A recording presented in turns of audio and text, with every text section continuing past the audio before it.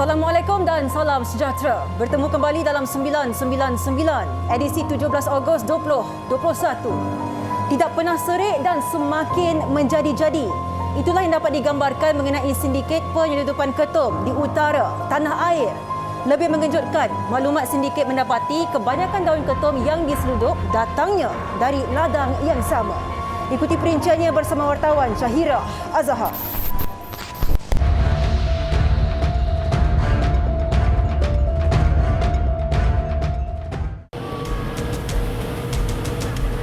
Isu penyeludupan daun ketum di Kedah semakin meningkat ketika tempoh Pelan Pemulihan Negara (PPN).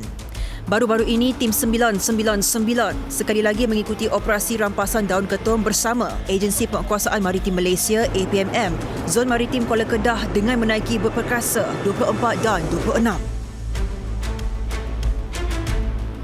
Selepas buntu tidak boleh menggunakan jalan darat ekoran daripada kawalan yang sangat ketat, sekali lagi pihak penyeludup menggunakan laluan laut. Walau bagaimanapun, cubaan mereka gagal apabila pihak berkuasa berjaya menahan 2 bot fiber yang syarat berisi daun ketum dipercayai akan diseludup keluar ke negara jiran. Kejadian berlaku di Kuala Sanglang. Kali ini, sejumlah 2 tan daun ketum berjaya dirampas pihak APMM Kuala Kedah. Jam 1.50 pagi ketika rondaan dijalankan, 2 buah bot fiber dikesan berada dalam keadaan mencurigakan di kedudukan 0.2 Batu Nautika dari Muara Kuala Sanglang.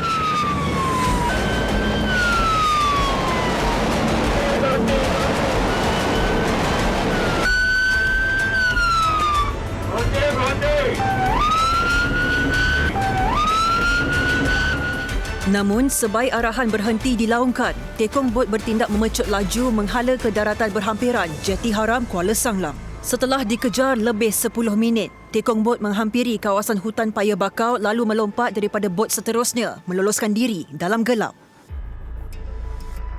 Dalam kejadian tersebut, bot ronda Zon Maritim Kuala Kedah telah berjaya mengesan bot fiber yang dilaporkan. Seterusnya berlaku kejar-mengejar.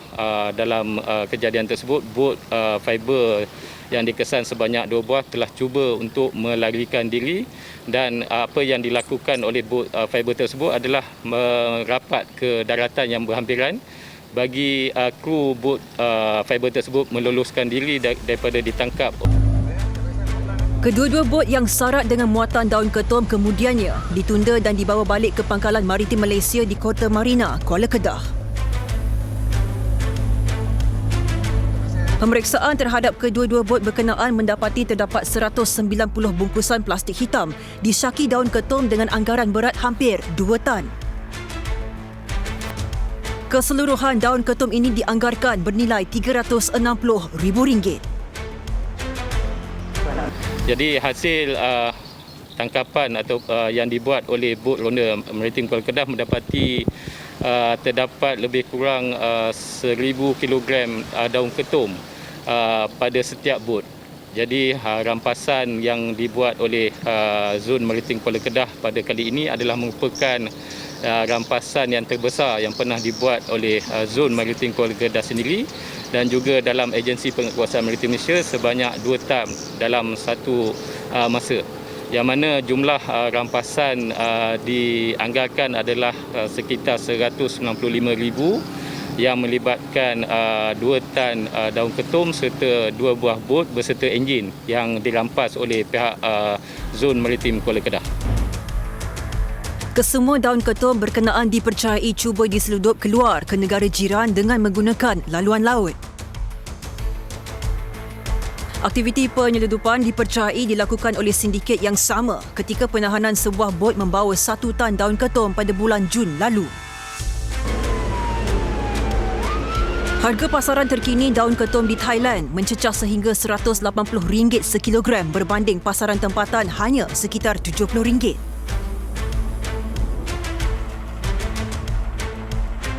Kejayaan serbuan ini adalah hasil maklumat risikan susulan rampasan sebanyak 750 kg daun ketum di kawasan perairan Kuala Kedah pada 4 Ogos lalu. Pihak berkuasa memandang serius berkenaan jenayah penyeludupan barang terlarang ini walaupun banyak rampasan dan tangkapan telah dilakukan.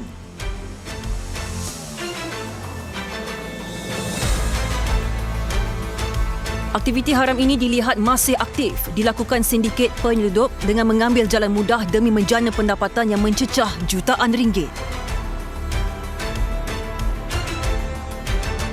Yang bermula rampasan itu pada bulan Februari yang lalu adalah sejumlah 5,970 kg daun ketum yang mana nilai rampasan adalah lebih kurang 1.32 juta ringgit Malaysia.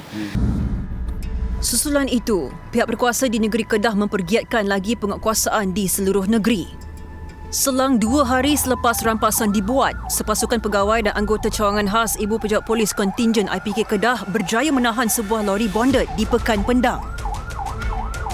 Intipan dilakukan selepas pemandu lori ini mengisi daun ketum di ladang Naka dan Nami di kawasan Padang Terap. Tindakan pemandu lori menggunakan laluan kampung untuk ke Pendang bagi mengelak dikesan pihak polis akhirnya mengundang padah. Polis berjaya memintas dan menahan 2 pemandu ini pada jam 6.30 petang. Hasil pemeriksaan, pihak polis menemui 2 tan daun ketum yang diletakkan di bahagian belakang lori. Siasatan membawa kepada pengakuan pemandu lori berkenaan yang hanya dikenali sebagai Panjang. Lelaki yang berasal dari negeri Kedah ini memaklumkan daun ketum akan dihantar ke Johor. Kedua-dua pemandu mendakwa kononnya telah hilang pekerjaan sebelum ini. Mereka memilih jalan mudah dengan menjadi transporter demi kelangsungan hidup. Mereka menerima upah RM500 setiap seorang untuk satu perjalanan.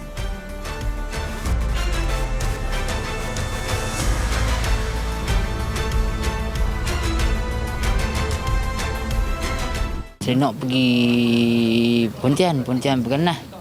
Kita balik Tamarintin lah. Kita balik rumah. Hanya tu. Hanya tu. RM500. RM500 tu untuk satu perjalanan ke? Satu perjalanan. Pergi balik. Okay. Kalau ada barang lain balik tu, dia bagi RM100 lah. Hanya tu. Kalau ada barang ni, barang pindah ke apa ke. Hanya tu. Hasil siasatan mendapati kedua-dua lelaki berusia 33 dan 54 tahun itu telah melakukan penghantaran daun ketum ke negeri Johor sebanyak 5 kali. Nak buat lah. Sebab nak pakai duit kan, PKP. Tak ada duit, nak belanja. Tak nak rumah, nak bayar kereta lagi. Semua nak kena bayar kan sekarang. Sebelum ni tak apalah PKP, mereka tak ada bayar 6 bulan tarik kan. Tu dah kena bayar kadang, nak kena buat kerja juga. Nak pergi minta kilang, tak ada. Tak boleh kerja kilang, tutup. Tak nak kena buat ke. Saya kalau nak tarik barang elok pun macam contoh buah lah, buah tu kurang lah, barang banyak tak ada. Kena buat kerjanya ni. Harga pasaran daun ketum di Johor kini bernilai RM70 sekilogram dan permintaan tinggi di negeri itu menyebabkan mereka sanggup berbuat demikian untuk mendapatkan wang. Pasukan polis dari pasukan khas IPK Kedah bersama dengan pasukan polis Marine Kedah telah berjaya menahan sebuah lori dan dalam menahan sebuah lori dalam membuat pemeriksaan terhadap lori tersebut mengandungi dan merampas sebanyak hampir 2 tan daun ketum yang dipercayai hendak diedarkan ke selatan negara kita.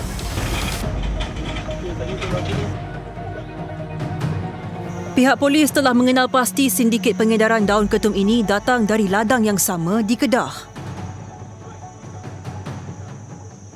Dan pasukan khas akan yang kita telah tubuhkan ini akan sentiasa membuat pemantauan, menjalankan tugas risikan untuk mencari maklumat tentang pengedaran terutamanya ketum ini yang akan dibawa keluar dari negeri Kedah dan ke destinasi yang kita telah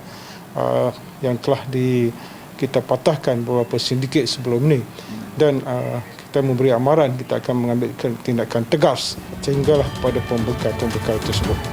Kesemua 2 tan daun ketum bernilai RM140,000 itu dirampas untuk tindakan lanjut. Kes disiasat mengikut Seksyen 30/3 Akta Racun 1952. Laporan Syahirah Azhar 999.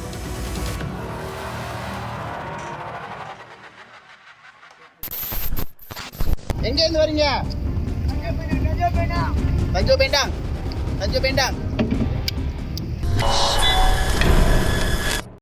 Baru-baru ini, asap tebal jelas kelihatan walaupun dalam kegelapan malam, menggemparkan orang ramai yang melalui jalan ke Pelabuhan Kelang. Laporan kejadian kebakaran kilang kitar semula bahan plastik dalam segmen tragedi 999.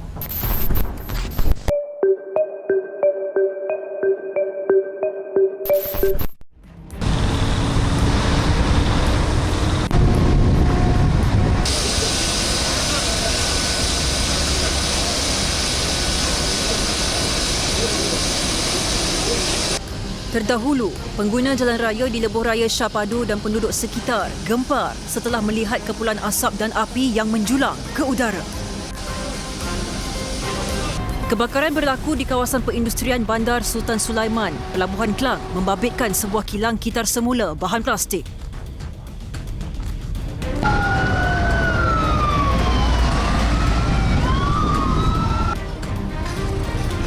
Pihak bomba menerima panggilan pada jam 8.22 malam dan sampai ke lokasi kejadian 7 minit kemudian.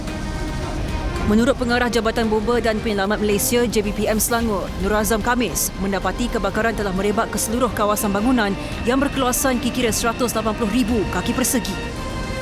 Operasi melibatkan seramai 70 anggota, membabitkan 11 balai bomba dari daerah Kelang, Petaling Jaya, Sungai Buloh dan Shah Alam.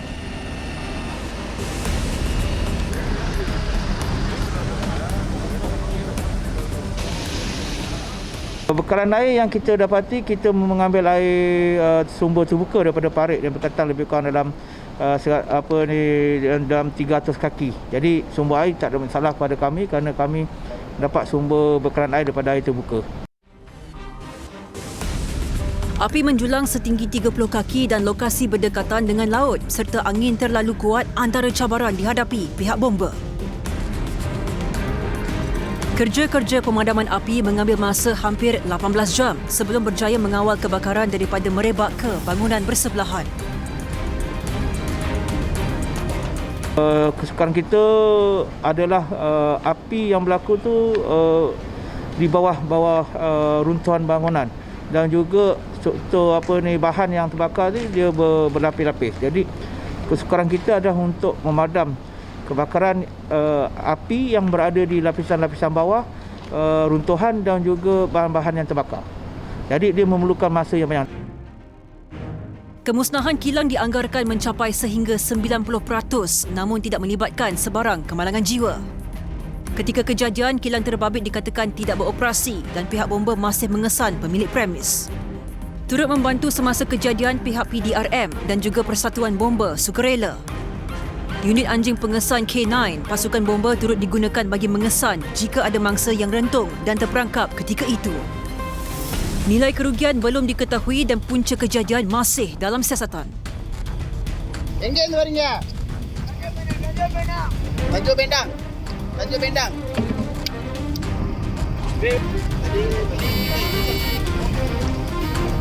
Agensi Penguasaan Maritim Malaysia Negeri Pulau Pinang menyelamatkan 2 nelayan tempatan di kedudukan kira 1.9 Batu Nautika Tenggara Pulau Kendi sekitar jam 7 malam selepas bot yang dinaiki garam.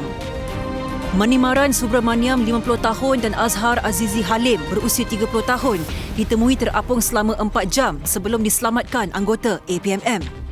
Menurut Pengarah Maritim Negeri Pulau Pinang, Kapten Maritim Abdul Razak Muhammad, anggotanya yang sedang melaksanakan rondaan rutin Op Benteng dan Op Pertiwi mengesan 2 nelayan sedang berpaut pada bot yang terbalik sambil meminta bantuan. Bot yang berpangkalan di Tanjung Piandang, Perak mengalami kebocoran semasa melakukan aktiviti menangkap ikan.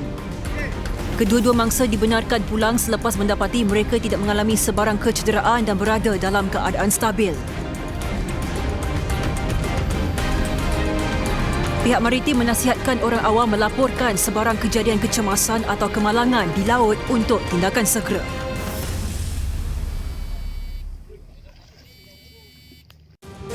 Tiga individu termasuk seorang wanita maut selepas kereta yang dinaiki mereka terbakar selepas terbabas dan terlanggar sebatang pokok di Jalan Masjid Negeri, Georgetown, Pulau Pinang.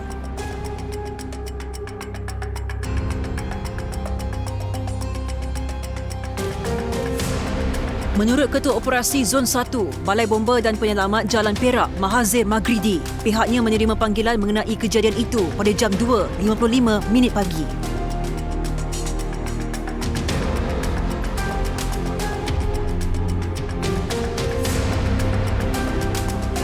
Menurut Ketua Polis Daerah Timur Laut, Assistant Commissioner Sofian Santung, pihak forensik akan menjalankan siasatan untuk mengesan nombor chassis kereta itu bagi mengenal pasti identiti kesemua mangsa.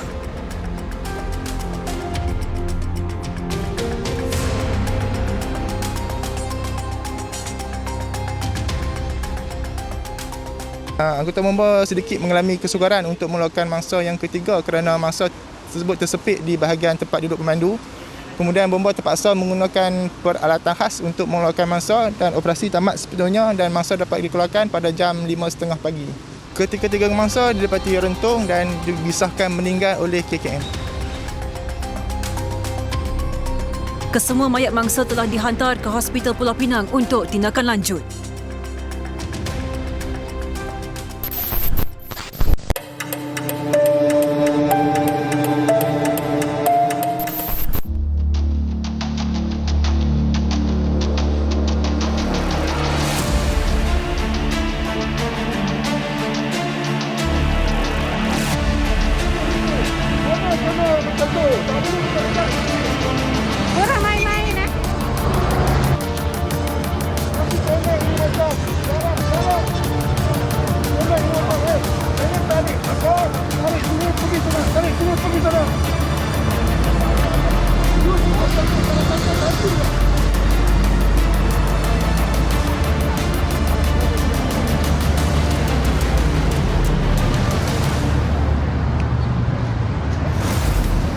Baru-baru ini tular di media sosial rakaman memaparkan kehadiran orang ramai dipercayai warga asing di pusat pemberian vaksin PPV di Rumah Prihatin Jalan Pahang, Kuala Lumpur.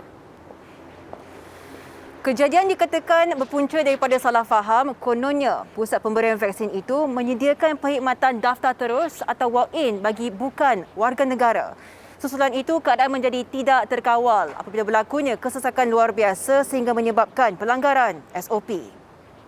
Okey, bagi pandangan saya, majikan perlu alert untuk contohnya macam jaga timing untuk dia punya pekerja ni untuk datang ke PVV untuk ambil vaksin tu. Sebab bila terlalu ramai dalam kesesakan ni, diorang tak faham macam mana keadaan sekarang ni.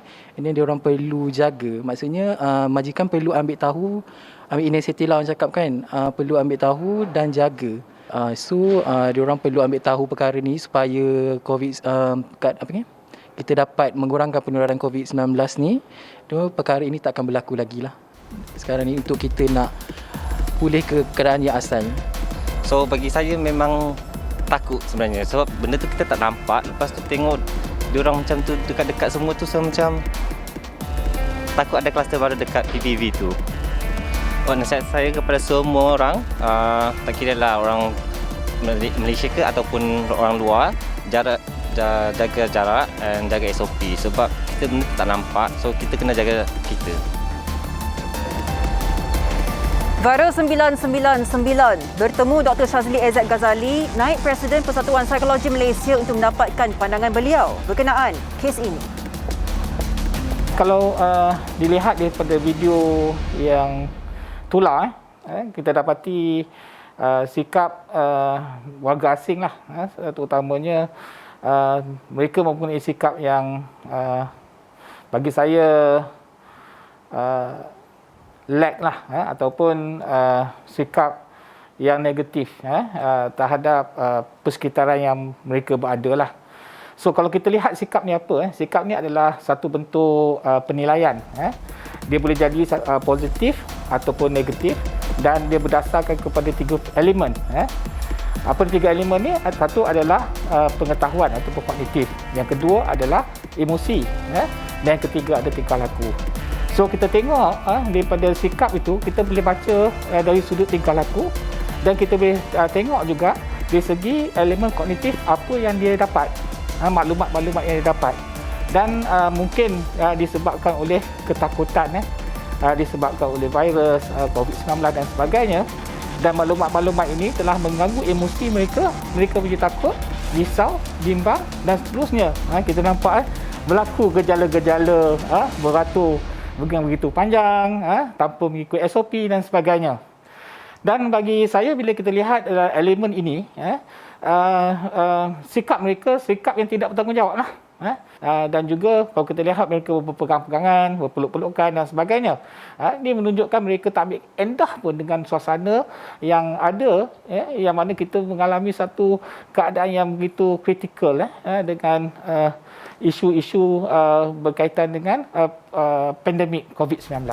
Bagi warga asing, kita berada di negara orang, bumi Malaysia, kita ada peraturan, dan kita ada pembudayaan norma baru. So sepatutnya mereka akur dan patuh dengan SOP yang ditetapkan oleh Majlis Perangkatan Negara. So dengan kata lain, bila mereka akur dan patuh, mereka secara langsung mereka menghormati negara kita, mereka menghormati masyarakat kita, dan mereka juga menjadi individu yang bertanggungjawab. Menurut pihak polis, kejadian seperti ini perlu dielakkan memandangkan kes harian jangkitan COVID-19 yang semakin tinggi sekaligus menyukarkan usaha untuk membendung wabak ini. Dadah yang dijumpai di tempat ni lah. Tempat dia orang mengisaplah sebelum pergi laut. Lalat untuk mengisap. Ini Syabu.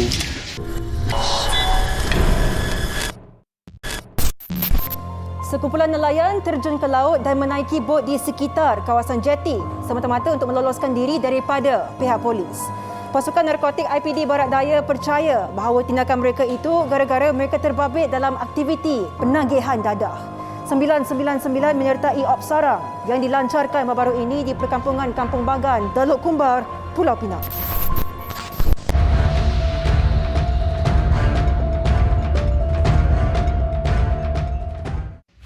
Baru-baru ini, bahagian siasatan jenayah narkotik Ibu Pejabat Polis Daerah Barat Daya Pulau Pinang telah melancarkan operasi sarang bagi membantras kegiatan penagihan dadah. Operasi tertumpu di sekitar perkampungan Kampung Bagan, Teluk Kumbar, Pulau Pinang. Serbuan turut dibantu oleh pasukan polis dari Ibu Pejabat Polis Kontingen Pulau Pinang dan Pangkalan Polis Marin Wilayah 1, Batu Uban. Fokus utama operasi adalah untuk membantras kegiatan penagihan dalam kalangan nelayan. Kekuatan operasi turut melibatkan 5 pegawai dan 24 anggota.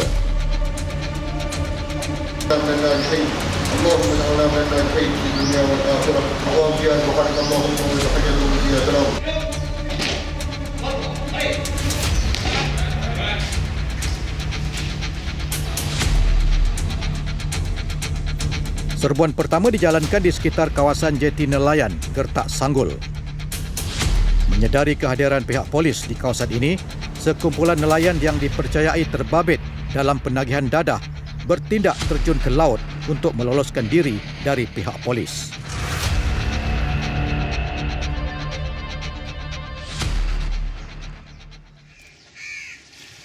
Ni. Dadah yang dijumpai di tempat ni lah. Tempat dia orang mengisaplah sebelum pergi laut. Apa tu? Lalat untuk mengisap. Ni Syabu.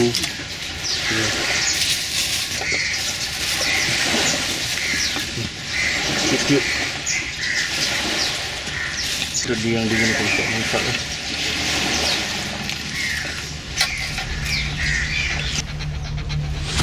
Ketika serbuan dilakukan, sekumpulan penagih dadah bertindak melarikan diri dengan menaiki sebuah bot nelayan yang dibawa oleh seorang tekong tempatan. Bagaimanapun, tindakan mereka berjaya dipatahkan dengan bantuan polis marin selepas mengejar bot berkenaan sebelum mengarahkan mereka berpatah balik ke pesisiran pantai. Menurut Ketua Polis Daerah Barat Daya, Superintenden Kamarul Rizal Jenal, bantuan polis marin amat diperlukan dalam operasi ini bagi berdepan dengan situasi penagih dadah melarikan diri dengan menggunakan bot.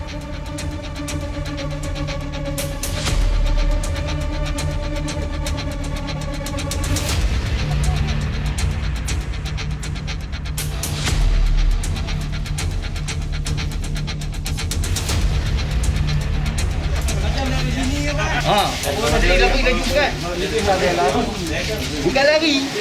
Saya nak lari kat tu depan lari naik semua kata sampah saya. Ada yang terjun tak? Tak ada yang terjun bukan tak ada. Dia terjun kata darat dia tu janggut, saya tak janggut. Kampung mana? Ya. Kampung mana? Sudah kat mana? Sing. Jauh orang ni. Ha? Saya makan.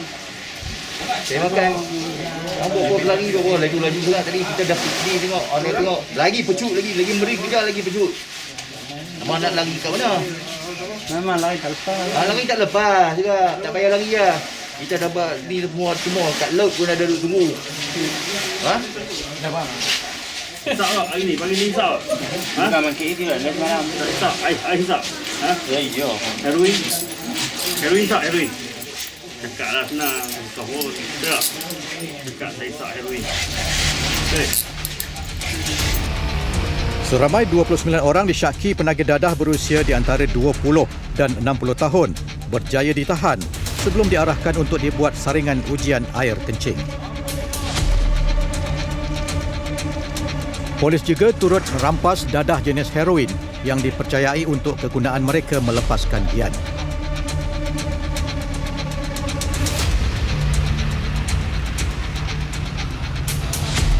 Kita bersyukur pihak Polis Marine banyak membantu kita dalam operasi ini. Sebelum ini memang kita mendapat kekangan lah semasa sebuan dibuat kerana kebanyakan penagih-penagih ni akan lari menaiki bot nelayan ni ke laut. Dan dengan bantuan daripada pihak Marine ni juga kita dapat memintas mereka daripada terus melarikan diri dan kita boleh menjalankan tangkapan terhadap mereka.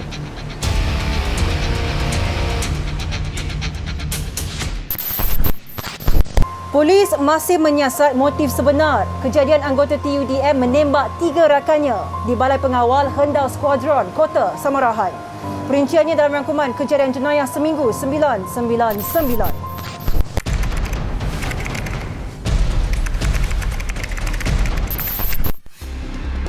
Susulan itu, pihak polis telah meneliti rakaman kamera litar tertutup CCTV dan memanggil beberapa orang saksi untuk membantu siasatan. Menurut laporan, suspek menembak 3 orang rakannya yang juga merupakan anggota TUDM di bahagian perut dan sekaligus menyebabkan 2 daripadanya mati di tempat kejadian dan seorang lagi cedera parah sebelum disahkan maut di hospital. Suspek kemudian dipercayai menembak dirinya dan disahkan maut di tempat kejadian. Kes disiasat di bawah Seksyen 302 Kanun Keseksaan kerana membunuh.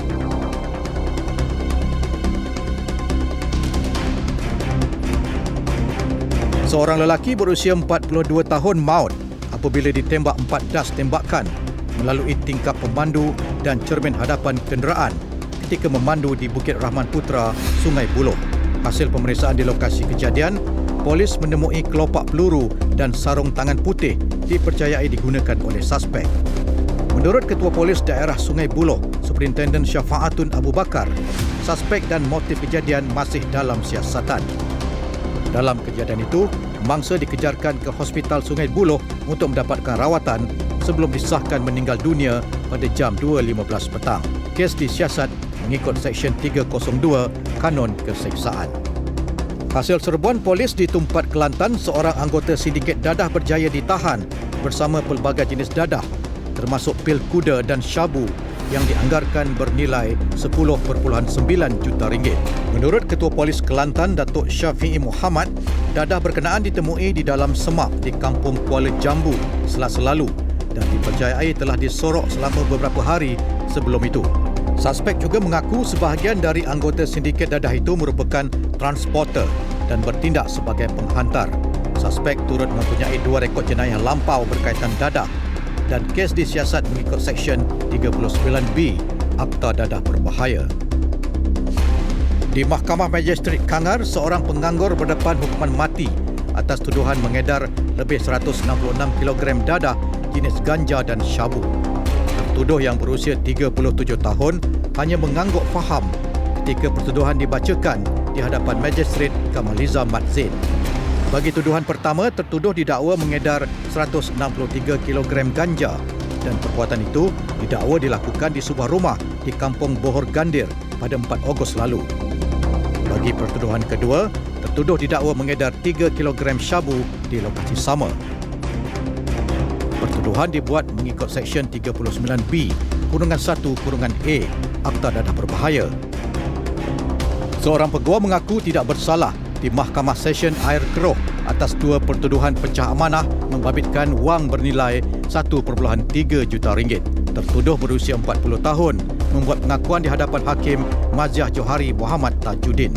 Tertuduh didakwa menyeleweng wang milik firma guamannya bagi pembayaran pembelian tanah di Paya Rumput Melaka berjumlah RM945,950. Penyelewengan itu dikatakan berlaku di sebuah pejabat firma di Taman Kerjasama Bukit Beruang. Kes disiasat mengikut Seksyen 409 Kanun Keseksaan dan jika sabit kesalahan boleh dipenjara 20 tahun serta sebat. Tertuduh dibenarkan diikat jamin sebanyak RM50,000 dan sebutan semula kes dijadualkan pada 20 September depan. 2, 3.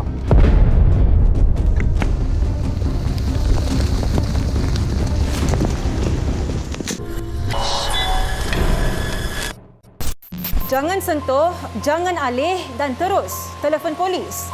Itulah peringatan kepada masyarakat sekiranya terjumpa objek yang disyaki bom. Baru-baru ini, penduduk di Felda Inas, Kulai Johor digemparkan dengan penemuan bom di kawasan penempatan mereka. Penerbit Haris Farah Alex bersama wartawan Tun Hizami Hashim berkesempatan menyertai operasi pemusnahan bahan letupan lama itu. Ikuti perinciannya dalam laporan pemusnahan bom UXO.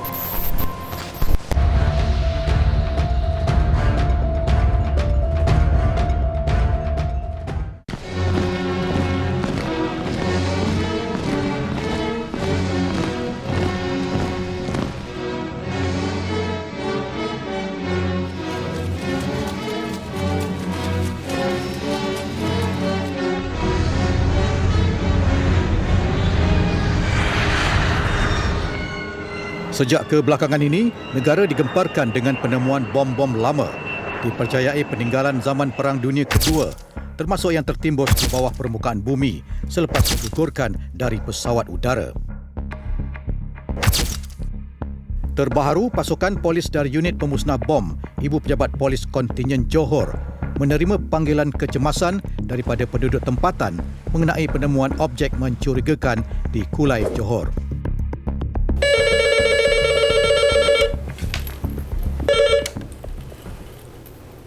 Assalamualaikum, selamat pagi.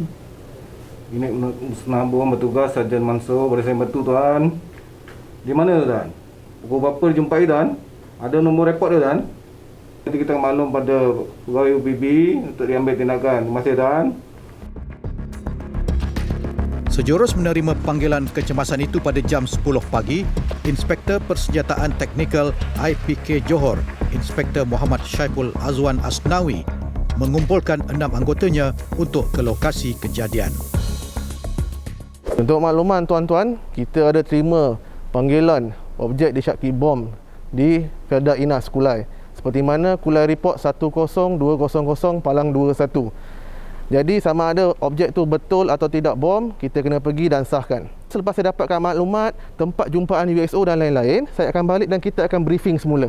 Jadi tugas kita sekarang, kita akan pergi cek barang-barang semua, pastikan semua barang cukup daripada tindakan pemusnahan secara elektrik dan juga non-elektrik.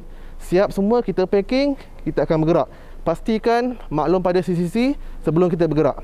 Okey, terima semua? Okey, terima kasih semua.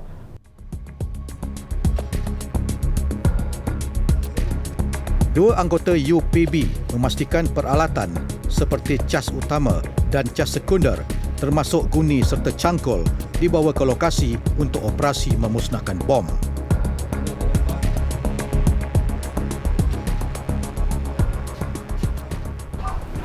Helmet 4.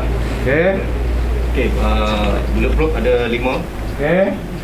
Metallic ada 2. Okey. Kita ada dekod ada. Okey. Detonator elektrik. Okey. Dengan komplit set peralatan semua ada dalam beg. Okey. Setelah lengkap kesemua peralatan, kami bergerak ke Felda Inas, lokasi penemuan bom yang terletak kira-kira 50 km dari IPK Johor.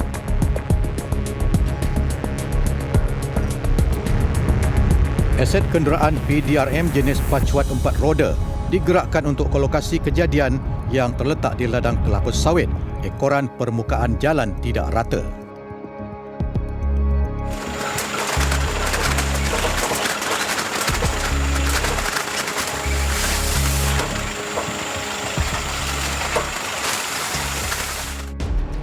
Pemeriksaan di lokasi mendapati objek yang ditemukan oleh penduduk setempat ialah bom jenis Unexploded Ordnance atau UXO yang masih aktif dan tertanam pada kedalaman 1 kaki di bawah permukaan tanah.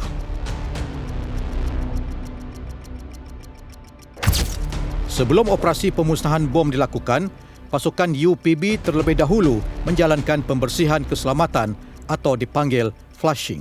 Kaedah ini dilakukan dengan menggunakan alat pengesan logam bagi memastikan tiada bahan letupan lain tertanam di sekitar 25 meter dari kawasan penemuan bom itu. Setelah proses pembersihan keselamatan ataupun flushing dilakukan, kini pihak polis sedang melakukan proses untuk memusnahkan bom dan dijangka bom ini gelombang letupannya boleh mencecah sehingga 100 kaki. Kerana itu kami, pihak media dan juga anggota polis perlu berada sekurang-kurangnya pada jarak selamat 200 meter daripada lokasi bom ditemukan di kawasan ini.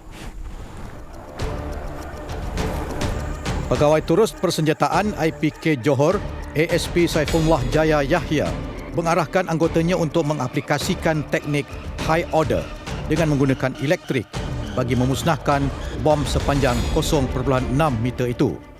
Perhatian! Perhatian! Tindakan pemusnahan akan dijalankan sebentar lagi. Sila ambil perlindungan. 1, 2, 3.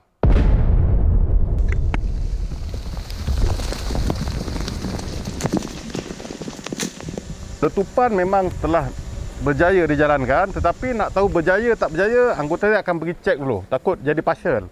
Partial ni maknanya letupan terjadi tapi tidak sepenuhnya, separa. Itu kita akan pergi cek dulu. Okey, dia akan bagi Q. Maknanya kawasan tu selamat. Baru kita boleh pergi tengok.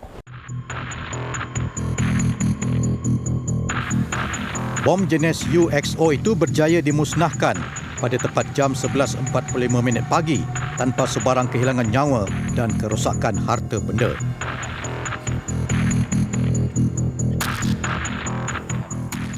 Ada kesan hitam maknanya feeling bahan UXO tu telah dimusnahkan. Kalau hanya eksplosif bahan letupan daripada eksplosif kita, dia takkan terhasil.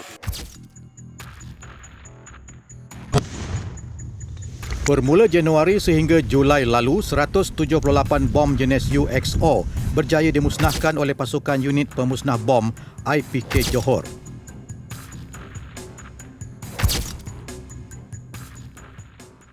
Kita dah berjaya meletupkan bom jenis mortar lah, yang model 81 ni. Model ni biasanya digunakan waktu konfrontasi dah. Bom ni amat sensitif. Kita pun tak tahu. Pakar bom, kalau tuan-tuan tengok tadi yang pakar bom pun datang dengan dia punya suit semua sebagainya. Ini kan pula orang awam. So, kalau ada jumpa bom tu, cepat-cepatlah maklumkan kepada balai berdekatan. So biar polis yang handle. Banyak benda lain yang kita boleh simpan sebagai souvenir lah, bukannya bom. Individu yang didapati menyimpan bom lama tanpa kebenaran boleh didakwa mengikut Seksyen 8 Akta Bahan Letupan 1957. Mereka boleh dipenjara maksimum 7 tahun atau denda RM10,000 atau kedua-duanya sekali jika sabit kesalahan. Laporan Tun Hizami Hashim, 999. Ingat, jenayah membawa padah. Sebarang perkongsian maklumat menerusi email ataupun laman Facebook rasmi 999 amatlah dialu-alukan. Kita berjumpa lagi di minggu hadapan mewakili tim penerbitan 999. Saya Sofia Nur Solihatun mengucapkan Assalamualaikum dan selamat malam.